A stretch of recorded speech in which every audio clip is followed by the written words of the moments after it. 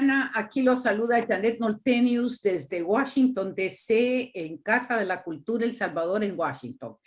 Quería decirles que es un placer para nosotros esta mañana traer algo a un escritor refrescante, a alguien que ha dedicado su vida y sus horas a el descubrimiento de México. Y tenemos para ello al escritor Patrick Sorin, que él es investigador sobre el México antiguo, pero les quiero decir que Patrick también está con nosotros gracias a la presentación del doctor Rafael Lara Martínez. Y esta mañana vamos a tener primero la presentación del libro fabuloso que nos quiere presentar. Pongan el libro, señores, pongan el libro. Vamos, El fin del mundo azteca, entre dioses muertos y la violencia monoteísta. ¿Qué les parece ese título? Va a ser súper interesante. Pero Patrick, él estudió su licenciatura en NIMS, tiene una licencia de Derecho Público en Montpellier, un diploma de altos estudios en Ciencias Sociales en París y un doctorado en estudios pluridisciplinarios sobre la América Latina en Toulouse. Y más que todo, ahí les va a contar él, pero quiero decirles que tiene numerosas publicaciones sobre el México antiguo y asimismo ha participado en obras con otros escritores sobre México y sobre los aztecas. Además de eso, ha escrito muchos artículos en publicaciones académicas y ha hecho tantos libros, ha escrito asimismo sobre el psicoanálisis y sobre las finanzas, los bancos y la deuda. Para mí, me parece que es un hombre del renacentista, porque tiene la parte de la banca y tiene la parte intelectual de entender las interrelaciones entre la cultura y los sistemas monetarios, ¿verdad? Entonces, y por supuesto, como todos ustedes conocen al doctor Rafael Lara Martínez, solo les voy a dar aquí unos pequeños puntos de referencia. No solamente es antropólogo, lingüista, literato y escritor salvadoreño, recibió el Premio Nacional de Cultura del Salvador, ha escrito más de 20 libros. Él estudió en la Escuela Nacional de Antropología e Historia de México y en Lingüística, y también en la Universidad de la Sorbona, donde sacó un doctorado en Lingüística, pero asimismo estudió un doctorado en Literatura Latinoamericana en la Universidad de North Carolina. Quiero decirles que para nosotros, Rafael ha traído otra vez a la vista lo que es nuestro idioma náhuatl, y este día nos va a presentar Patrick, va a hablar sobre su libro, ¿verdad? Y luego Rafael va a comentar sobre él. Y nos va a contar algo, Patrick, sobre él mismo, ¿verdad? Adelante, Patrick. Sí. Buenos días a todas y todos. En primer lugar, quiero dar las gracias a la Casa de la Cultura El Salvador en Washington, D.C. y a su presidenta, Janet Noltenius, por su invitación a presentar mi libro La fin du monde aztèque entre dieux morts et violence monothéiste, en español, El fin del mundo azteca entre dioses muertos y violencia monoteísta.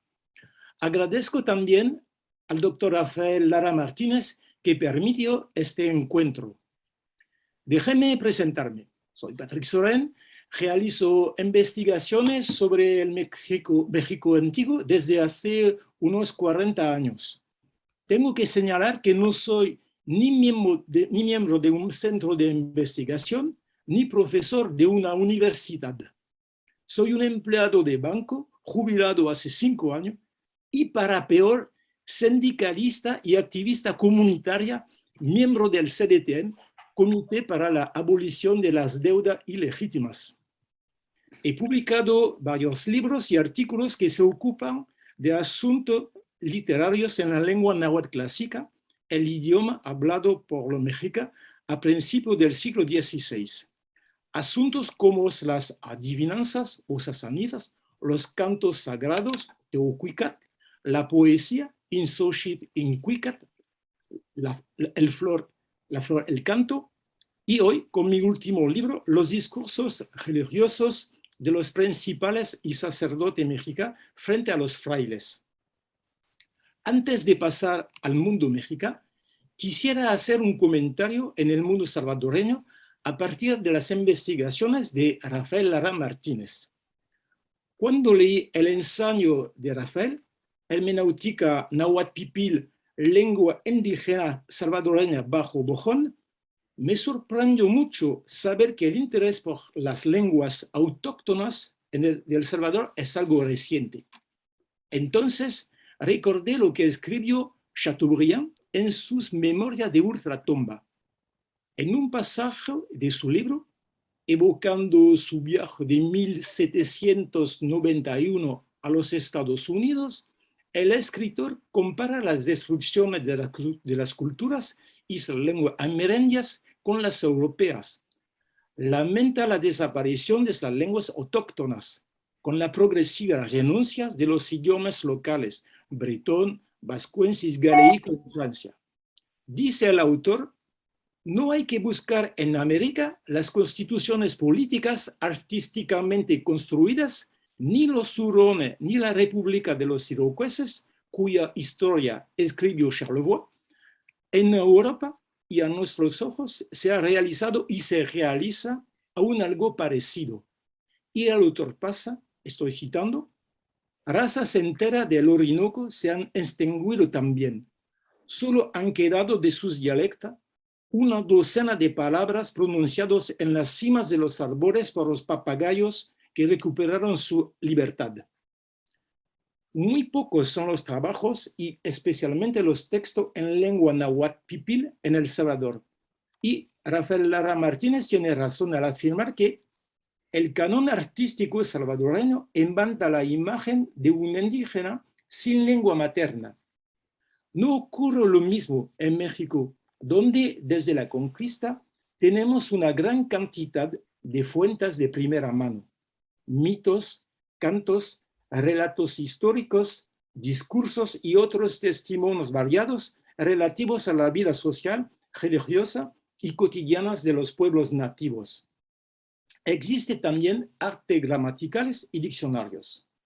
Pero esta profusión no debe hacernos olvidar la desaparición de amplios sectores del universo simbólico náhuatl, debido a lo que Serge Gruzinski denomina la colonización de lo imaginario, que genera una herida siempre abierta, como podemos comprobar ahora con este texto de Humberto Acabal, poeta guatemalteca de la comunidad maya quiché.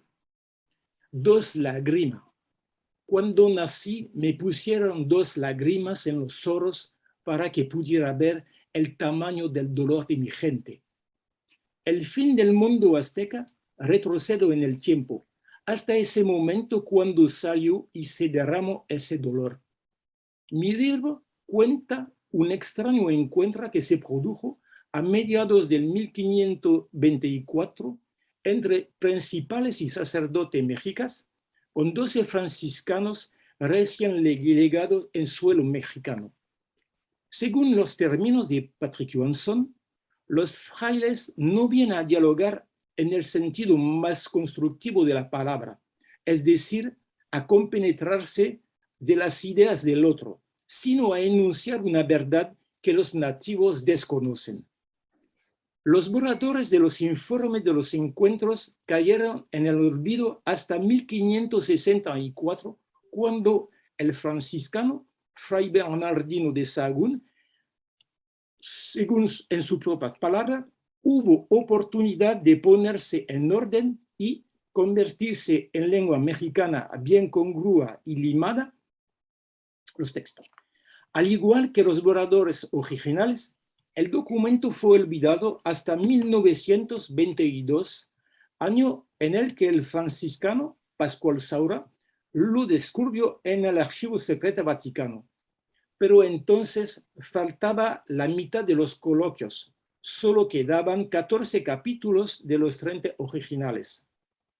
Tenemos dos versiones de los 14 capítulos, una en español y otra en náhuatl. Mi libro contiene la edición facsimilar del documento, su paleografía, su versión del español y del náhuatl en francés. A este primer trabajo le sigue una reflexión acerca de 5 grandes cuestiones procedentes de mi lectura. ¿Por qué un solo Dios es mejor que muchos dioses? Se pueden identificar relaciones de poder entre españoles y mexicas y se encuentran trazas en las reflexiones de los investigadores. Son discursos performativos, los coloquios y el requerimiento, el documento leído por los españoles a los indígenas para exhibir su subyugación. ¿Qué luz echan las polémicas religiosas y el psicoanálisis sobre la conversión y la colonización? Y, por último, ¿qué enseñanzas pueden sacarse de la confrontación entre el pensamiento náhuatl y la filosofía de Aristóteles y la de Emmanuel Levinas? De los 14 capítulos, solo hay 2 que dan voz a los vencidos, lo que demuestra un desequilibrio de los intercambios inherentes a las relaciones de poder del momento. Para darle una idea de estos debates, voy a leer algunos pasajes en los que los franciscanos y los sátrapes mexicas formulan declaraciones. Empezamos con los franciscanos. Al principio, el tono es cordial. Dicen: ante todas cosas, os rogamos que no os turbáis ni espantáis de nosotros, ni pensáis que somos más que hombres mortales y pasibles como vosotros. No somos Dios, ni hemos descendido del cielo. En la tierra somos nacidos y criados. Comemos y bebemos y somos pasivos y mortales como vosotros.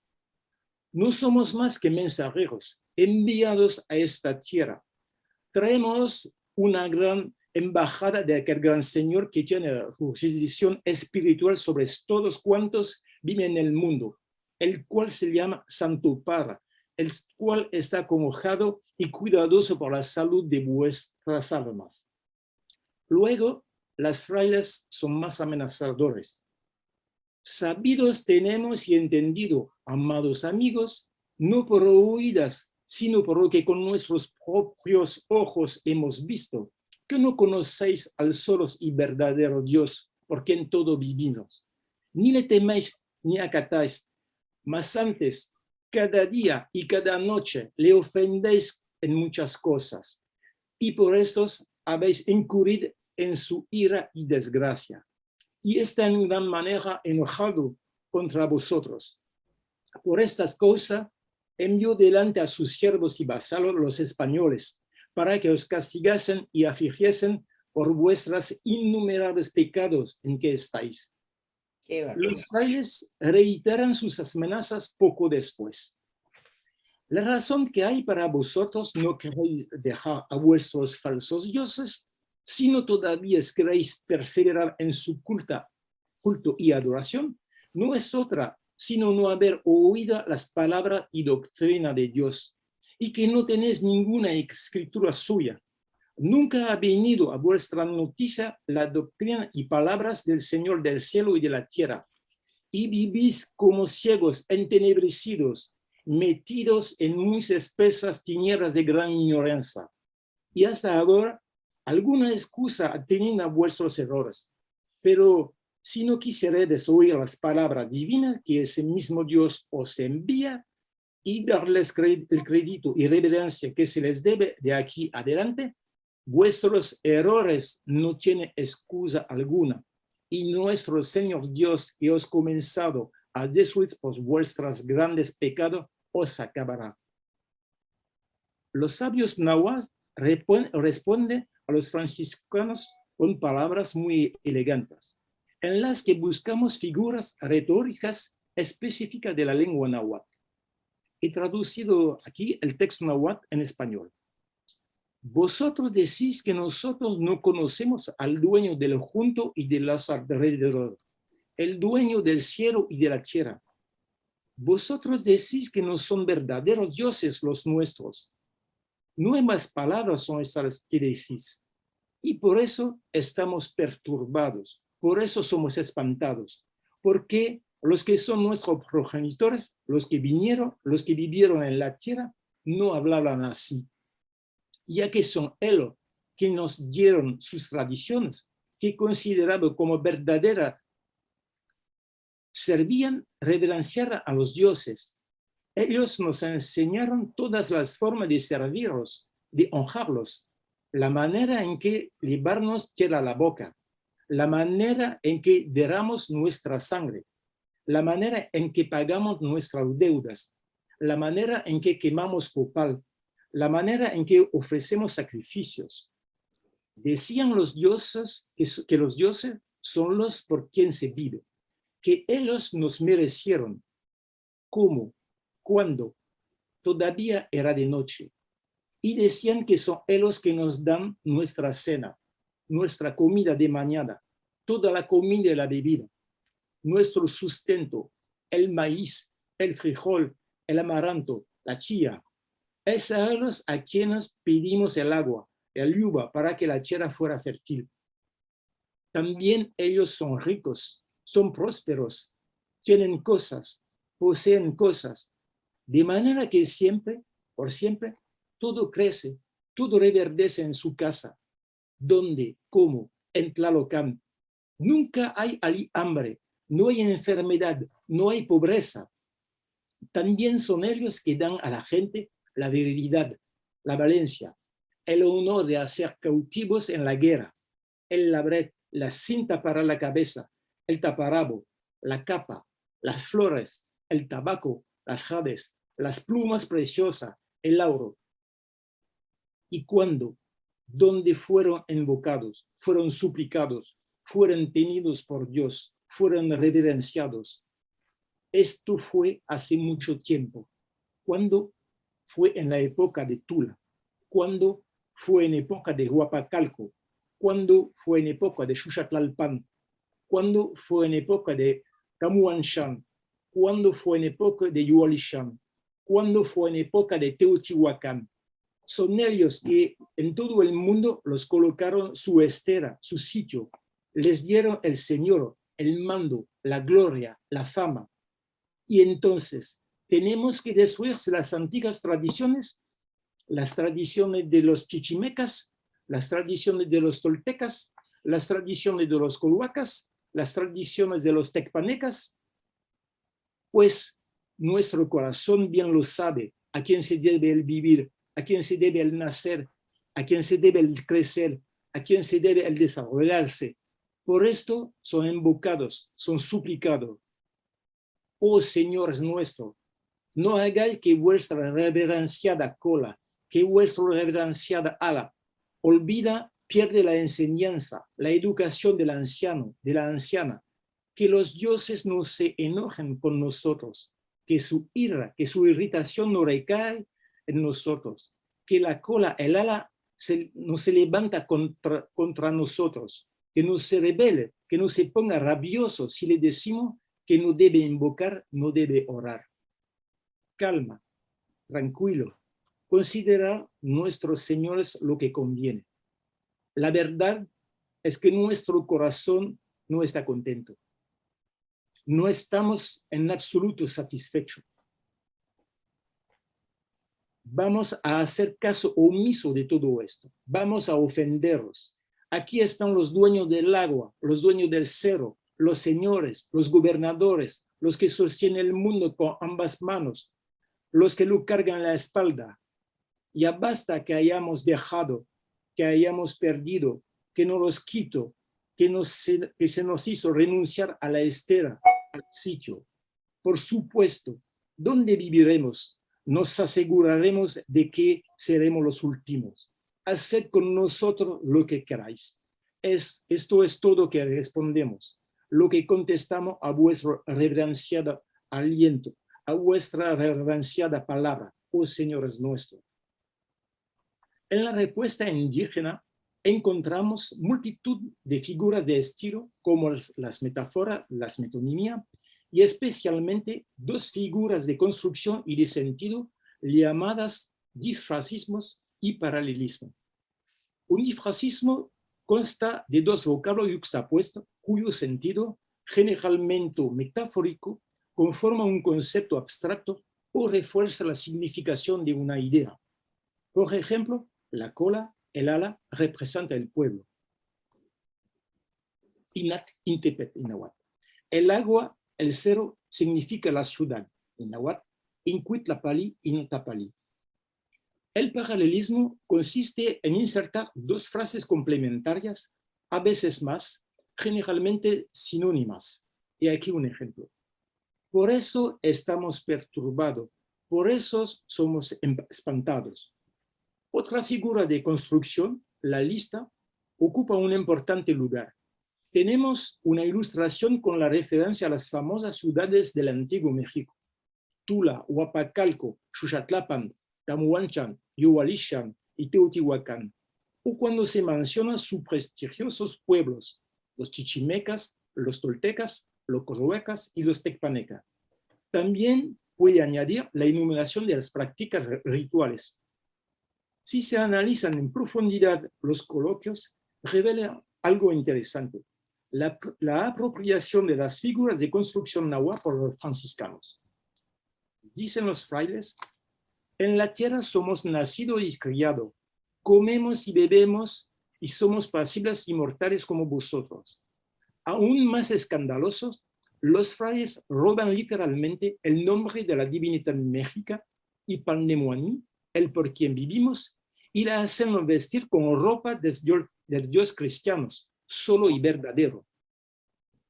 En el México del principio del siglo XVII, el robo de las tierras y de las riquezas, el sometimiento de las personas y la destrucción de todo lo que representaba la religión indígena fueron acompañados por la confiscación de la palabra, todos factores de la colonización de lo imaginario y la devastación de todo un universo simbólico.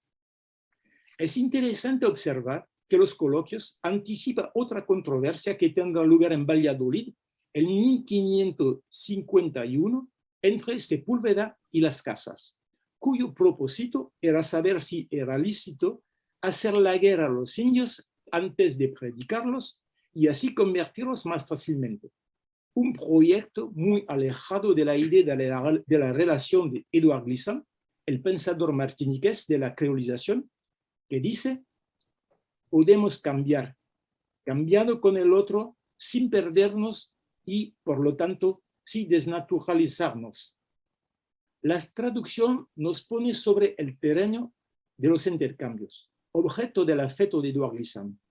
Además de contribuir a la conservación de partes esenciales de una cultura, traducir textos en idiomas indígenas ofrece a él o ella que se dedica a esta actividad la oportunidad de interrogar su propio presupuesto, su concepción del mundo, sus representaciones y, al mismo tiempo, ponerlos a la prueba de los presupuestos, de la concepción del mundo, de las representaciones de los pueblos autóctonos.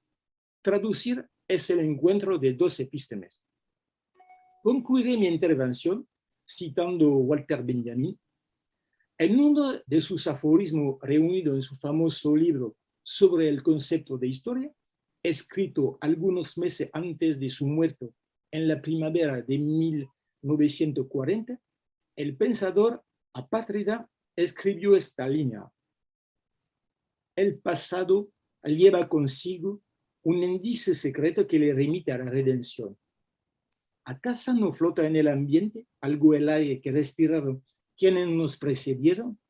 ¿No hay en las voces a las que prestamos oídos un eco de voces ya acalladas?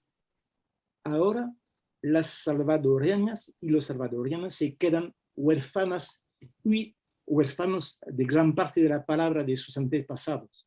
pero tienen todavía las lenguas de esto, el nahuatilpil, el lenca, el quechua, el chorqui, el pocomán o el chinca. Estoy seguro de que pueden sentir, al hablar esos idiomas, algo del aire del iyut en nahuatilpil o iyot en náhuatl clásico que respiraron sus antepasados, y pueden también oír el eco de sus voces, porque nunca mueran las almas de un pueblo para quienes saben que parte del secreto de un pueblo se oculta en su lengua. Muchas gracias por su atención. Wow. Ah, Muchas gracias a ti por esa iluminarnos cómo para mí hay una palabra que me dejó tocada para mí, la confiscación de la palabra. exacto. Decir que cómo los españoles le dan vuelta a nuestras palabras, se apropian de ellas para dominarnos, ¿no?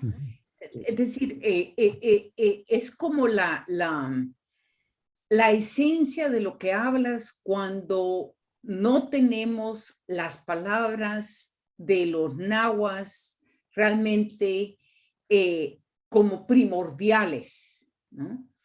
A mí me ha impactado mucho tu presentación, Patrick. Realmente te doy las gracias y por supuesto le paso la palabra a Rafael, que sí ha estudiado estos textos, pero yo quería decirte que me ha fascinado tu análisis, ¿no? Y sobre todo también cómo nos has mostrado el pensamiento indígena y su riqueza. No, ha sido realmente, muchas gracias. Aquí te paso a Rafael. Rafael. Sí, pues bueno, yo también lo primero que quiero decir es agradecerle a Patrick el haberme enviado el libro, ¿no? El cual leí y creo que es un mamotreto, ¿no? Es casi una enciclopedia, ¿verdad? Y ojalá que dentro de poco esté incorporado en las bibliotecas del Salvador, ¿no? Tanto en la Biblioteca Nacional, ¿no? En la Biblioteca de la UCA, de la UES, etcétera. A mí, sí, yo lo leí y comencé a estudiar el texto, ¿no? El texto de Patrick, que, como él lo dijo, es un estudio de un testimonio tardío de los coloquios y doctrinas cristianas que se desplaza 40 años después, es decir, porque ese coloquio entre los frailes franciscanos y los sacerdotes mexicas ocurre en 1524, pero la transcripción del texto de 1564. Entonces eso ya nos plantea un problema para el testimonio, y luego lo voy a aplicar a El Salvador, porque hay 40 años de desfase temporal. Y el segundo tema, que es muy interesante en Patrick, es que él busca una voz mexica, como solo la transcriben 5 de los 30 capítulos, o él dijo 2 de los 14 que se conservan, es decir, que la voz del vencido desaparece o queda oculta.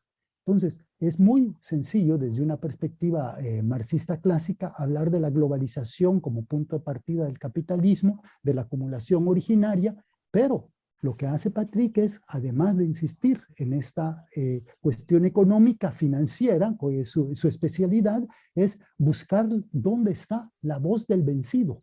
Y eso va a ser muy importante, porque yo no voy a hacer una reseña del libro, sino aplicar las enseñanzas de Patrick a los estudios salvadoreños, porque lo que me interesa es hacer un contraste entre estudios mexicanos y estudios salvadoreños. Entonces, ¿cuál es lo importante y el punto nodal de este libro para El Salvador? Es cómo en los departamentos de filosofía, los departamentos de ciencias sociales, en El Salvador no hay clases de filosofía indígena. Es decir, no hay clases de filosofía náhuatl, menos de filosofía lenca, chortí, xinca, etc. Y eso sería un punto esencial para poder comenzar a hablar de descolonización.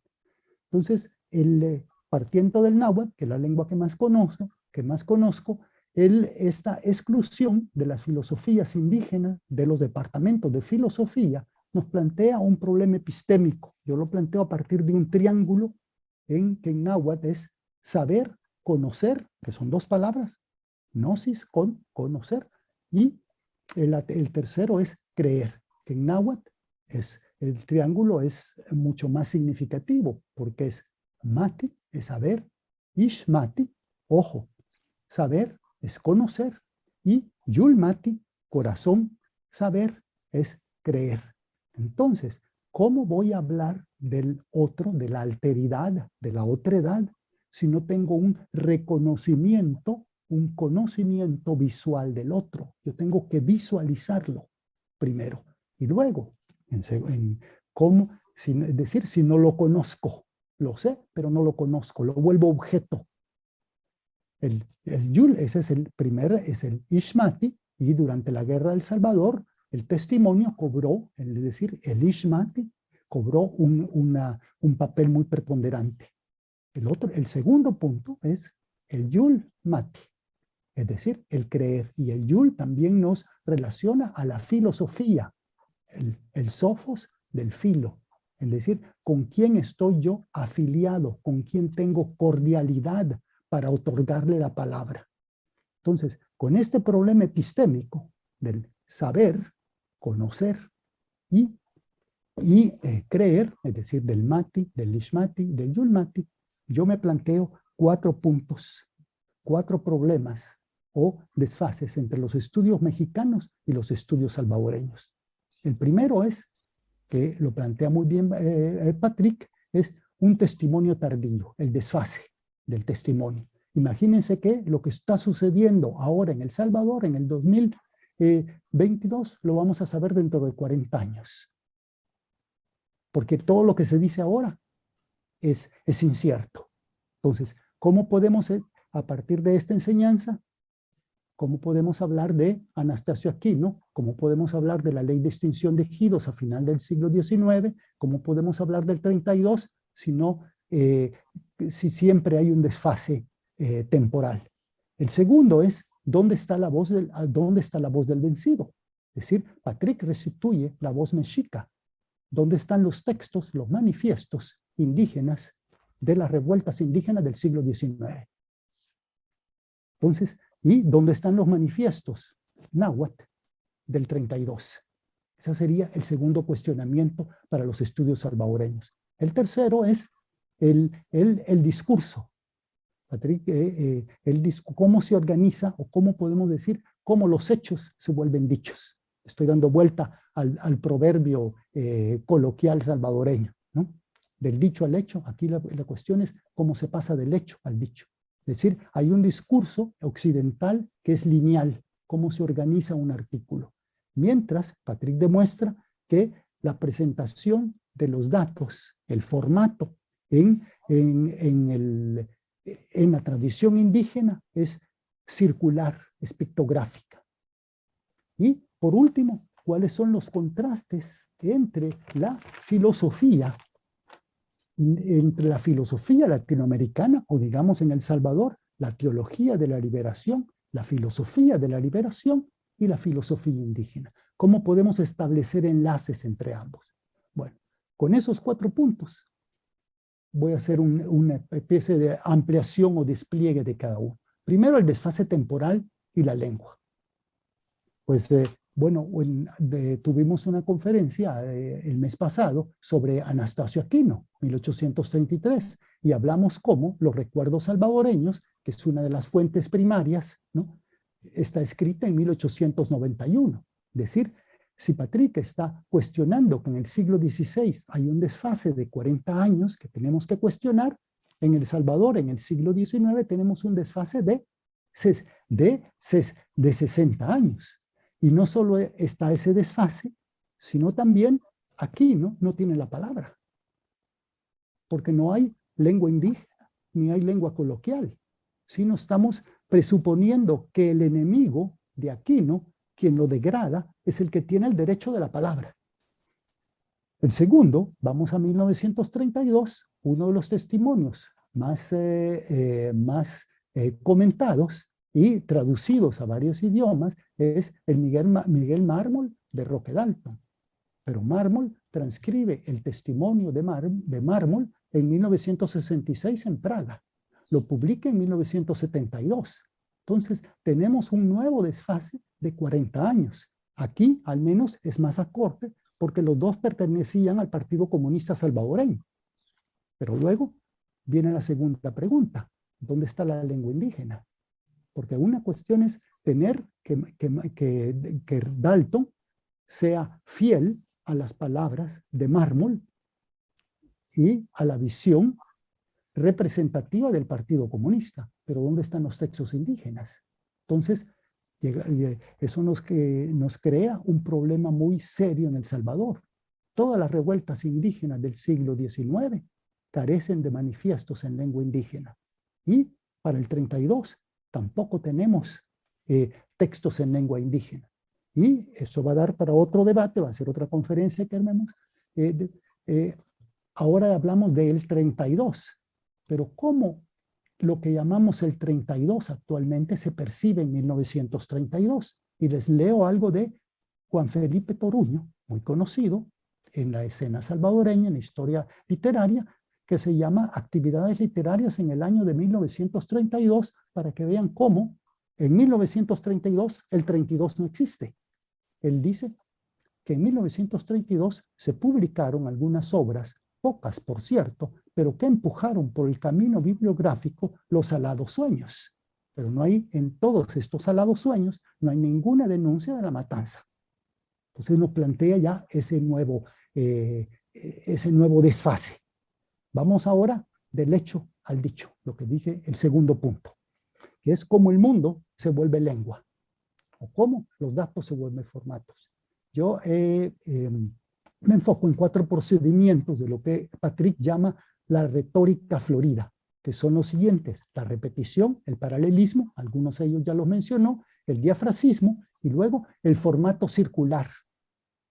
Lo que me interesa es ver cómo muchas revistas académicas actuales que hablan de descolonización, si yo utilizo ese tipo de lenguaje no me publican. Entonces se plantea una contradicción entre el lenguaje del colonizado y el lenguaje del héroe descolonizador. Bueno, la repetición, los textos los tomo de las migraciones nonoalcas hacia El Salvador. Mire, repetición. Hay abundancia de cosas, abunda lo necesario para la vida, hay profusión. Les doy ejemplos muy cortos. Paralelismo. Aquí comienza, principia, aquí está escrita la llegada, el advenimiento de los ancianos, de las ancianas, que se llaman nonohualca. Del diafrasismo, el más conocido, que lo mencionó Patrick, es lo que en griego sería el antologos, que en castellano dio el florilegio, incluso actualmente en El Salvador se conocen como los juegos florales, pero que viene de la antología, del antologos, que en náhuatl sería el inxochitincuicatl, la flor y el canto. Entonces, ¿cómo al hablar de algo, al hablar de mí, tienen que hablar, bueno, el que no tiene pelo y el que mueve las manos? Siempre al hablar de algo se tiene que usar una dualidad, un diafrasismo, ¿no? Nada más les doy otro ejemplo más, Impetlat, Ikpali, eso lo copio de Patrick, ¿no? La estera, o si quieren el petate, la silla, es decir, la autoridad política. Siempre, como dijo Patrick, se usan 2 términos para expresar un concepto abstracto. El último, que me interesa mucho más, es el formato circular.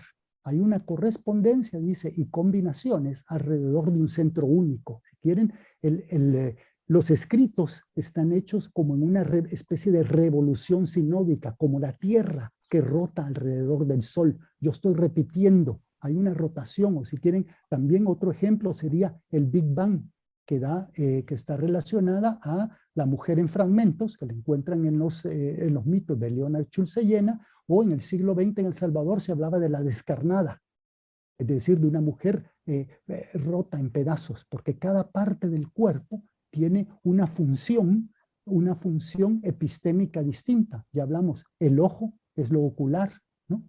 Lleva al conocer. Hablamos del corazón, el yulu o el yolot, ¿no? que va a la cordialidad, es decir, al filos, ¿no? De la filosofía. Les doy otro ejemplo, mire, la mano. Maquil, que significa 5, es matená, mantener, lo que se tiene a la mano. Lo que se tiene a la mano son los dedos, es decir, es la aritmética. Los conceptos abstractos están ligados al cuerpo humano.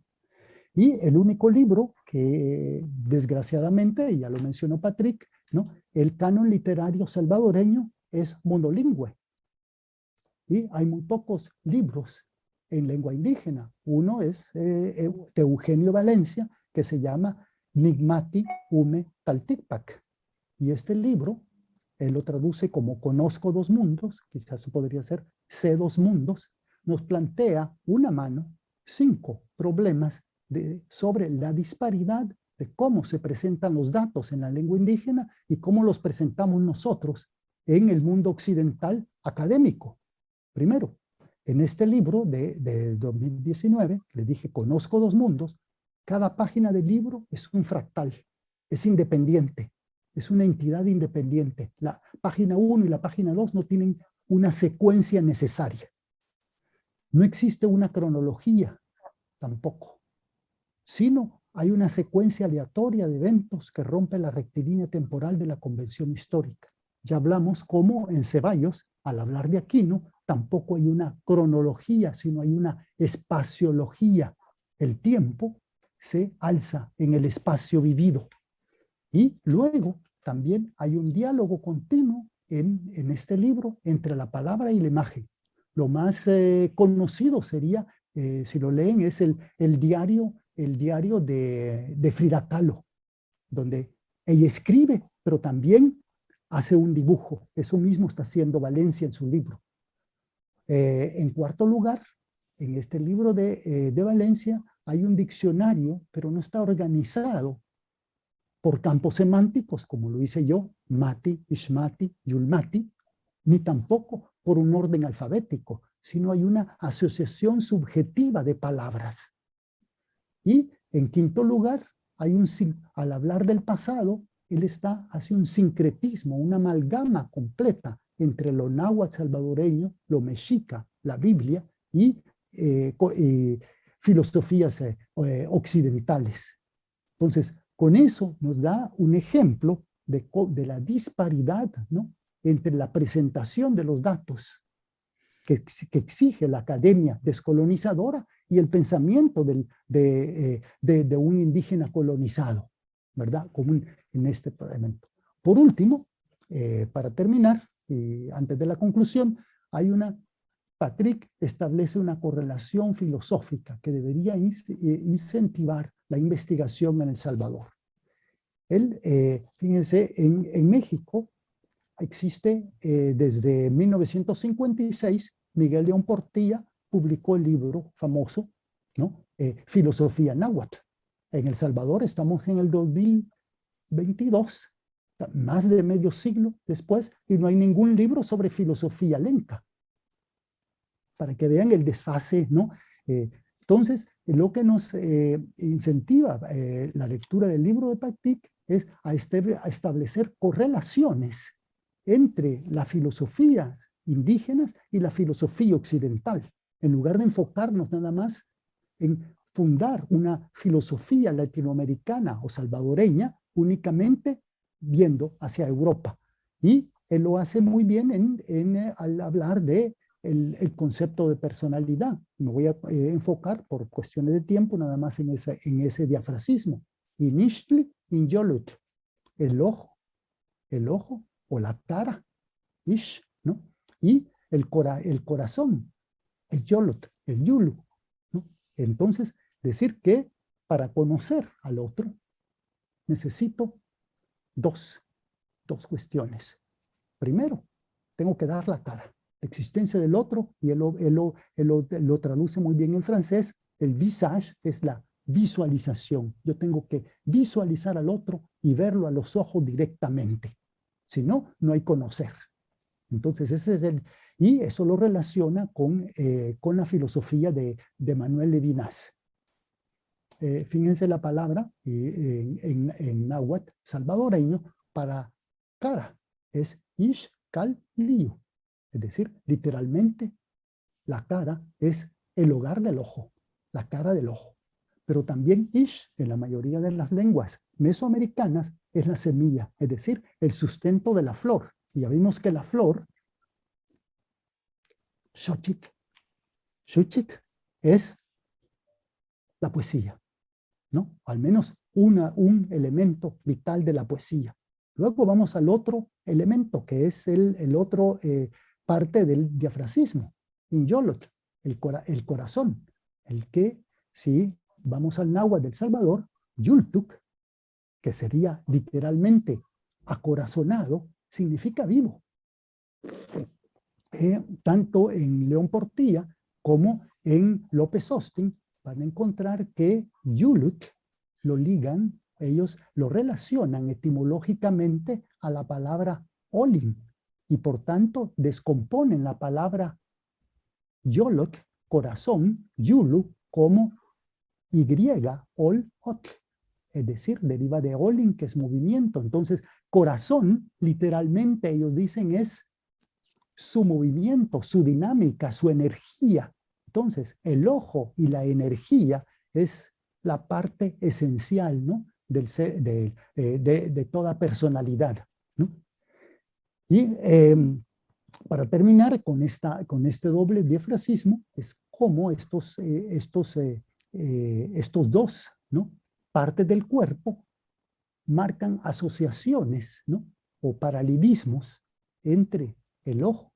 Ya vimos que el ojo es la cara, es la semilla, es la visión, es el testimonio, está ligado al diálogo porque yo tengo que visualizar al otro, y también en el códice vaticano que cita Patrick, se relaciona a un mes del año. Enseguida, el corazón, que es la energía anímica, es el movimiento, vimos, es la creencia, el yulmati, también es la cordialidad, es decir, el filos, la filiación, y también está relacionado a otro mes del año. Es decir que, entonces, cada parte del cuerpo es una complejidad filosófica que nos lleva de lo concreto hacia lo abstracto. Para terminar, voy a hacer una conclusión, y es, ¿qué sucede entonces con la historia salvadoreña? Es que hemos creado, ¿no? un indígena sin voz. Es decir, que estamos negando, y eso fue la conferencia pasada, ¿no? ¿De acuerdo? Estamos negando el principio aristotélico básico. Zoon logos echon, animal dotado de lenguaje. ¿Dónde están los manifiestos indígenas de las revueltas indígenas desde el siglo XIX? Es decir, hablo nada más de la independencia. Yo no culpo a los españoles, sino a los países independientes hasta 1932. Mientras estos documentos no existan, el indígena sigue siendo un objeto, no un sujeto que habla y que tiene una visión. Y, como dije, el problema ha sido siempre desde el encuentro, famoso encuentro entre Gavidia y Darío a finales del siglo XIX, hasta la Biblioteca Básica de Literatura Salvadoreña, finales del siglo XX, son 100 años, desde la Ley de Expropiación de Ejidos, a finales del siglo XIX, hasta la fundación de una refundación de la República, después de los acuerdos de paz. Hemos formado un canon monolingüe que es necesario expandir, es decir, El Salvador es más castellanocéntrico que España. Esa sería Y entonces, ¿cuál es el incentivo de leer este libro? Tenemos que establecer correspondencias entre, aquí podría ser un honor a Héctor Zamur, que acaba de morir, ¿no? Un profesor de la UCA. Por cierto, fue él que era el ministro de Cultura cuando me entregaron el Premio Nacional de Cultura en el 2011. Entonces, ¿cuál es la correlación entre la corriente filosófica de Yacuría que recicla, que desarrolla Zamur, que desarrolla Héctor, y las filosofías indígenas, la filosofía lenca, la filosofía náhuatl, etcétera? Eso está por venir, y ojalá que los departamentos de filosofía de El Salvador, desde la UES a la UCA, etcétera, incorporen, ¿no?, la filosofía indígena y la historia, ¿no? Mesoamericana en su currículo universitario. Bueno, muchísimas gracias a Patrick por el libro y como les dije, pues ojalá que si voy a El Salvador me lo llevo y lo pongo ahí en la biblioteca. Gracias. Bueno, te quiero dar antes que todo, gracias Rafael por hacernos reflexionar de cómo lo que pone a floración Patrick puede servirnos en El Salvador. Patrick, primero te doy la palabra a ti en relación a Rafael, a lo que ha dicho Rafael, tu reacción, y después vamos al público. Sí. Rafael ha dicho una cosa muy interesante relativa a la palabra náhuatl, o náhuatl, a decir el proceso circular. Lo vimos cuando leemos o cuando escuchamos la palabra de los textos. Es muy importante escuchar. Y encontramos una diferencia con la palabra cristiana, porque la palabra náhuatl se construye con un círculo. El náhuatl es una lengua aglutinante. Y también cuando estudiamos los códices, vemos dibujos con asociación de imágenes. ¿No? Es una cosa muy importante que a mí me hace pensar al carácter de la lengua náhuatl, a la aglutinación. Y al contrario, cuando escuchamos los franciscanos, vemos una palabra, y cuando leemos una palabra escrita, muy lineal. Y hay también otra diferencia. Cuando los franciscanos hablan, tenemos un discurso que se parece a un monólogo doctrinal disfrazado de diálogo con fin de convencer. Al contrario, la palabra náhuatl consiste en conmover más que convencer. Por un lado, la razón, el intelecto, la mente; por el otro, la emoción, la sensación, el corazón. Como ha dicho Rafael. Una cosa importante también, los frailes estudiando las religiones de los mexicas y otros pueblos autóctonos, buscaban el alma y no comprendieron que en los mexicas el alma se fragmenta en tres almas. Una alma en la cabeza, a decir el tonalí; una otra en el corazón, que se llama iyot; y otra en el hígado, el corazón, que se llama el teyulia; y una otra en el hígado, que se llama el iyot, el viento, el sopla. Y es una cosa muy interesante, porque los frailes no han comprendido realmente las concepciones de los mexicas. Sí, eso es muy interesante. Bueno, en náhuatl sería el tunal, el yulu y el ijiyu, ¿no? Sí. Y todavía en El Salvador, en los pueblos, ¿no? Cuando yo estaba niño, a los niños le tenían que cuidar la mollera. Sí.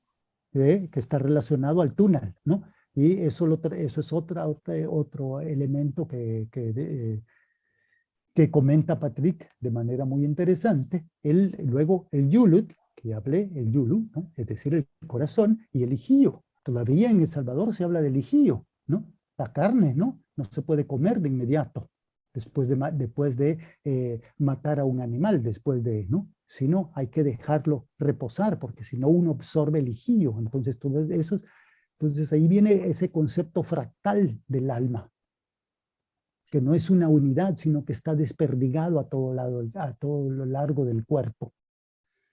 Bueno, quería nada más traer algunas de las personas que están con nosotros, que tienen comentarios interesantes y preguntas.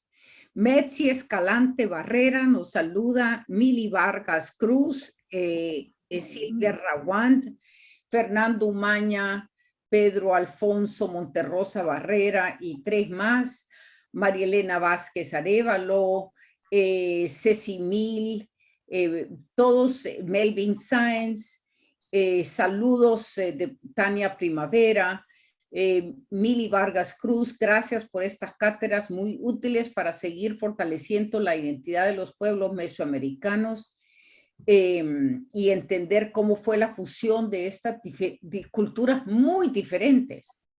Federico Talavera también viéndonos, Elizabeth Aguilar, Carlos Valeriano Miranda, Mili Vargas Cruz dice, al terminar la ponencia nos pueden mencionar otra vez el nombre del fray historiador donde se hace este análisis. Entonces, Patrick, ¿cómo se llamaba ese fraile franciscano y dónde se consigue esa referencia?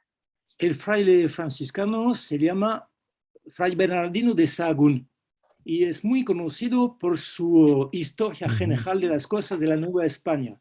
Es un libro muy fabuloso porque hay 12 libros, como las enciclopedias de la Edad Media. Y en los 12 libros hay texto en náhuatl, texto en español y dibujos. Es muy interesante. Es un libro muy, muy importante. Bueno, muy bien. Está con nosotros Vladimir Bonge, dice, la versión de los vencidos fue suprimida, no solo por la colonia, sino por las élites criollas que heredaron sus instituciones después de la independencia. Claro. Es decir, siempre la visión es de los vencedores y no de los vencidos, ¿verdad? Entonces, es como también se suprime la palabra. Me gustó cómo empiezas tú diciendo que de los 30 y tantos capítulos solo quedaron 14, de los cuales solo 2 son de parte de los vencidos y los demás de los vencedores. Es decir, tener siempre en mente que cuando uno ve la historia y ve para atrás, tiene que ver ese concepto espacial, ¿no? Y ese concepto de que quien logra tener la palabra es el vencedor, no el vencido, ¿verdad? Entonces, es como, ¿qué es lo que hace falta aquí? Exacto, pues ahí está muy interesante esto, también la palabra, se decía el tlatoani. El tlatoani era el rey, es decir, el que tiene la palabra. Mira, en Estados Unidos, the Speaker of the House. Sí. El hablante es vamos en Latinoamérica, Roa Bastos. Yo el Supremo. Yo el Supremo. Sí, es lo que manda, el que tiene la palabra. El que manda es el yo, sí, exacto. El jefe. Ajá. Bueno, Metzi Escalante Barreras da las gracias a Ana Cecilia Rodezno Avilés. Parte del secreto de un pueblo se oculta en su lengua. Muy interesante. Carlos Valeriano Miranda, muy importante. ¿Dónde está la voz entonces de los vencidos? Felicitaciones, dice Vladimir, a los invitados. Parte del reto que tenemos para comprender nuestro pasado y nuestra herencia es dejar de plantear el problema como ellos y nosotros, los indígenas y nosotros, cuando nuestras caras y estudios de ADN muestran que el porcentaje de sangre europea en El Salvador fue bien mínimo. Es decir, esa concepción de ellos y nosotros, ¿no? Los indígenas y nosotros no somos los indígenas. Entonces, Ana Bancova nos está viendo desde Bulgaria. Gracias, Ana. Angélica Machado. Vladimir dice, por ejemplo, don Rafael Lara Martínez, no nos enseñan el Toltecayotl, que es la esencia del pensamiento filosófico antiguo mesoamericano, el cual contiene principios fundamentales, tal como los tienen otras civilizaciones. Ahí diría, para añadir algo, el problema en El Salvador ha sido que se enseña más a los escritores clásicos, Gavidia, Salarrué, etcétera, en lugar de enfocarnos en la filosofía indígena. Entonces tendríamos que abrir ese canon monolingüe hacia lo indígena. Claudia Díaz, Salvador Sánchez Rivas, Metzi dice, entre comillas, aquí comienza, principia, aquí está escrita la llegada, el advenimiento de los ancianos, de las ancianas que se llaman Nonohualca, ¿no? Y eso es lo que están planteando ustedes. Melvin Sáenz dice, qué exponentes y ponencias tan interesantes. Saludos desde la zona oriental de San Miguel, ¿dónde consigo esa joya de libro? Dice. Entonces, Patricia, ¿dónde? ¿Cuál es la editorial? Sí, daré la dirección. Tengo, pienso, un documento del editor, Jérôme Millon. Es un editor muy interesante porque es un pequeño editor francés, pero publica textos muy importantes sobre el mundo griego. Es un editor muy famoso. Lo que podemos hacer es ponerlo después en el... Mandaré por mail el documento con, Sí. la dirección del editor. Muy bien, muchas gracias. Lo pondremos, lo agregaremos a esta conferencia. Qué interesante, dice, dado el conocimiento local y poner a dialogar con otras ramas del saber. Es algo, la historia universal la cuentan los pensadores y desde ahí hay otra cosmovisión completamente diferente, ¿no? Tenemos que oír la otra versión. Y sé muy bien que por ahí van sus aportes. Muchísimas gracias. Los saludo. Eso nos dice Melvin Sáenz. Metzi Escalante dice, Nikmati, une Taxipac. Conozco dos mundos, de Eugenio Valencia Hernández. ¿Conoces ese texto, Rafael? Sí, sí, ese fue el que mencioné como la disparidad en la presentación de los datos, como ese con libro, los dibujos. sí, con los dibujos, con los dibujos, sí. Sí, y cómo no existe la cronología, eso es una convención, la cronología en el sentido occidental, sino más bien hay un sentido fractal, ¿no? Es decir, como las partes del cuerpo, sí, sí. Bueno, Metzi Escalante dice, Miguel León Portilla plantea la existencia de la filosofía náhuatl en 1956. El náhuatl salvadoreño, Ixtal Iyu y el hogar Casa del Ojo. Qué interesante. También habla de Héctor Samur, por supuesto, que fue el que estabas hablando allí, ¿verdad? Sí, sí. Sí, habría que hacerle un homenaje bueno, había que mencionar a Héctor, que acaba de morir, ¿no? Y fue un buen filósofo, y yo creo que hay que incentivar a sus alumnos a establecer relaciones entre la filosofía de Héctor y las filosofías indígenas.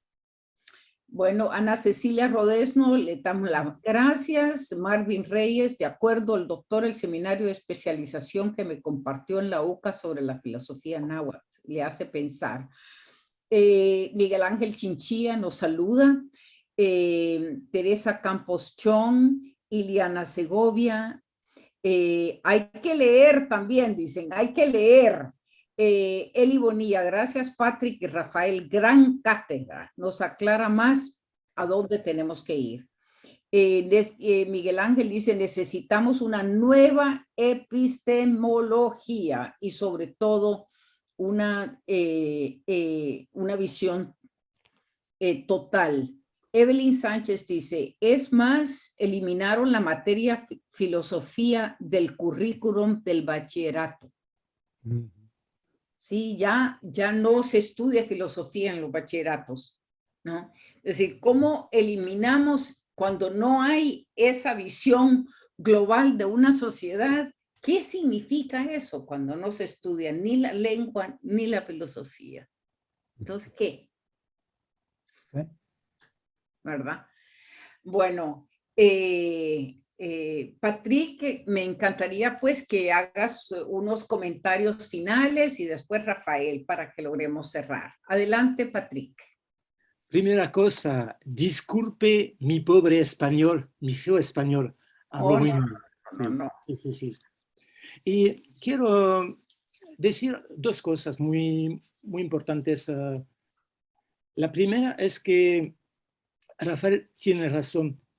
Es necesario constituir en El Salvador un instituto o una casa para trabajar, conservar las lenguas autóctonas, para reunir textos, para publicar los textos.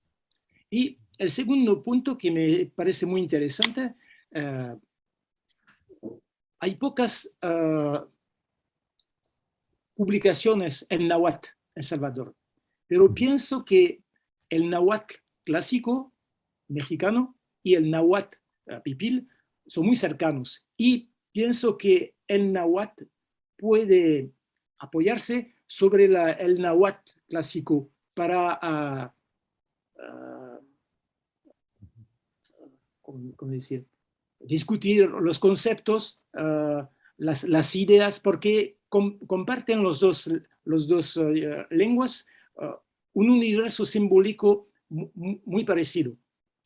Pienso que el náhuatl puede, con sus libros, con su diccionario, con sus trabajos, puede ayudar el náhuatl pilpil. Y pienso que es necesario crear cooperaciones entre trabajadores sobre el náhuatl y otros que estudien el náhuatl. Gracias, Patrick. Sí, muy Muchas bien. gracias. Y Rafael, ¿tú? Pues bueno, pues ojalá que dentro de poco en el Museo de Antropología, que tendría que abrirse, ¿no? Allí podría haber una sala donde se exprese la riqueza de las lenguas, ¿no? La diversidad de las lenguas. Otra, explicar las categorías gramaticales de las lenguas indígenas también, que la mayoría no las conoce. Mira, todavía andamos buscando, es como buscar en el inglés dónde está el género y el número en el artículo en inglés o en el adjetivo. Pues no existe, pero eso es lo que andamos buscando en las lenguas indígenas, mientras ellos están expresando otro tipo de conceptos muy distintos. Entonces, ¿cuáles son las categorías gramaticales y cómo se forman conceptos epistémicos, conceptos filosóficos? No solo en náhuatl, sino todo el oriente del Salvador era lenca. Entonces, recuperar una filosofía lenca, una visión lenca, eso sería misión pues del Museo Nacional de Antropología, y crear, ¿no? una sala para implementar, ¿no? la presencia indígena, ¿no? Podría Bueno, ser también a través de danzas, ¿no? ¿no?